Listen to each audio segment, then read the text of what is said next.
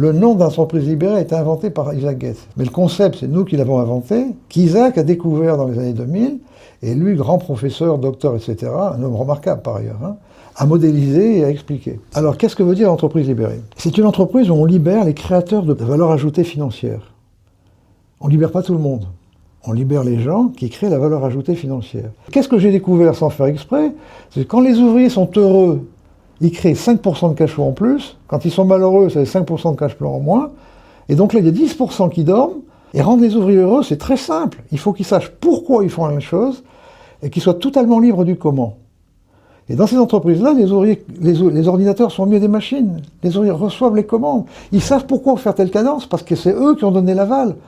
L'ouvrier, quand on a une nouvelle commande, il faudrait faire 450 pièces à l'heure. On peut ou on peut pas.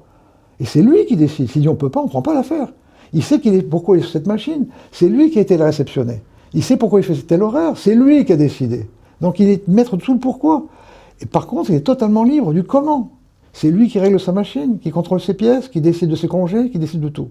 La base d'entreprise libérée, c'est ça. L'ouvrier heureux fait le client heureux fait l'actionnaire heureux. Et on ne peut pas faire un actionnaire heureux, un client heureux et des ouvriers malheureux. Le côté positif de l'entreprise libérée, c'est qu'on crache 20 à 25% de cash flow sans augmenter les prix depuis 1984, même en les baissant régulièrement parce qu'on fournit 60% du marché automobile européen où on baisse les prix de vente. En fait, le positif, c'est ça. Mais ce qui est positif, c'est que les 20 à 25% de cash flow pendant 30 ans, là où nos confrères en font 5 ou 10, c'est fait par le bonheur des salariés, pas par la contrainte et le contrôle. C'est ça l'entreprise libérée. Ça crache un maximum de... Alors je mets ça en avant, pourquoi? Parce qu'il ne faut pas rêver, l'entreprise libérée, on a l'impression que c'est le Club Med. C'est une machine à faire du fric, remarquable, mais par le bonheur des gens, pas par la contrainte. Il n'y a pas de modèle.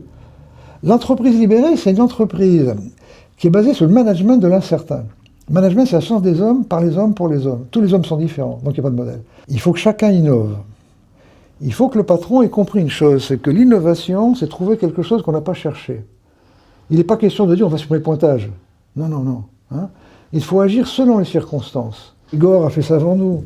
Gore a fait ça avant nous, avec une grande différence. Gore, de Gore-Tex, c'était make money, have fun. Nous, c'est rendez les ouvriers heureux, et il se trouve que ça fait de l'argent. C'est-à-dire que l'argent, pour nous, n'est pas le but. C'est la résultante du bonheur des ouvriers. J'ai commencé à travailler en 65, moi. Le mot RH n'existait pas. Ressources humaines. Considérer l'homme comme une ressource. RH, c'est rendre heureux.